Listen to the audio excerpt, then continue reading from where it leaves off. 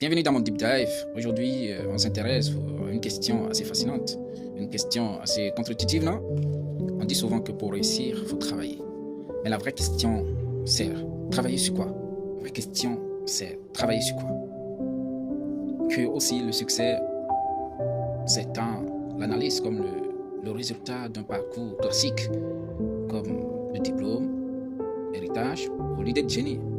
Une idée de génie qui tombe du ciel. Mais si une simple habitude, toute bête, comme la lecture stratégique, la lecture ciblée, façonne la réussite des figures figurantes, des figures, des leaders, des penseurs, des entrepreneurs, des politiciens. Décortiquer cette pensée ou réflexion pour voir si un plan. Il y a un plan caché derrière tout ça. Et on s'appuie sur une analyse qui compile les leçons des figures marquantes, quoi. Des entrepreneurs, des leaders, des penseurs, des écrivains. L'objectif, c'est de décortiquer un plan en 3 points, piliers inspirés par eux.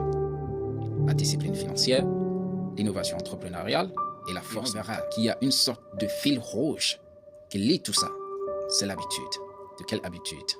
C'est la lecture stratégique, la lecture ciblée, lecture, pour moi, dans son domaine spécifique, dans ta spécialité. Et on décortique.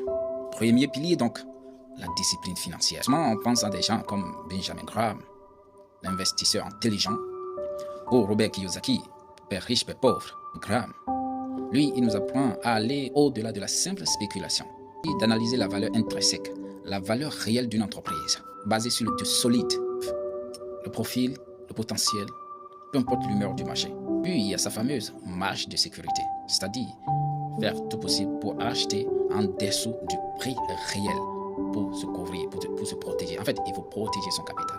On se trompe ou s'il y a un coup dur. C'est une approche très analytique. Alors, et Kiyosaki, il apporte quoi de plus? Kiyosaki, lui, il martèle la distinction entre un actif et un passif. Un actif, ce qui apporte de l'argent dans la poche, et un passif, ce qui en sort. Les dividendes, le loyer, et le passif, ce qui en sort de l'argent dans la poche.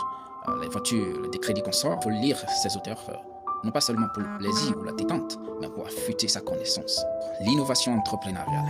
Là, on a des livres de 0 à 1 de Peter Thiel, ou l'histoire de Nike, la file de Shoe Dog. Alors, Thiel, son message, c'est arrêtez de copier, arrêtez de suivre les autres. Il faut innover. Le fameux saut de 0 à 1. Créer quelque chose de radicalement nouveau. Viser en sorte de monopole que de battre un fer. Ça va contre l'idée de concurrence saine, on va dire. Mais l'idée derrière, c'est de créer une valeur si unique, c'est de créer ton propre marché, en fait. Attention, Shoe Dog nous ramène sur terre radicalement.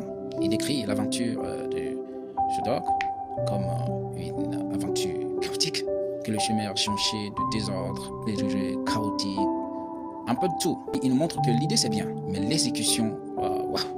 Donc tout ça nous amène au 3e pilier, la résilience intérieure, la force mentale. Je dis souvent Marc Aurèle, l'empereur est stoïcien, avec son idée de penser pour moi-même. Exactement, c'est le cœur du stoïcisme ça, penser pour moi-même. Prendre à faire le tri. Qu'est-ce qui dépend de moi, mes pensées, mes réactions, et qu'est-ce qui n'en dépend pas? Se concentrer sur ce qu'on contrôle. Construire sa citadelle intérieure, développer une force mentale pour faire face sans être submergé. Lit tout ça qui permet de comprendre ces 3 piliers, la discipline financière, l'innovation entrepreneuriale et la force mentale et la lecture. Mais pas quelle lecture? On ne dit pas de lire n'importe quel livre qui soit à la mode. Non, c'est une lecture stratégique, c'est une lecture ciblée. Cite Warren Buffett qui lit, jadis, 6 heures par jour, et Bill Gates qui lit 50 livres par an. Alors, ce n'est pas juste une anecdote, ça ressemble à un système.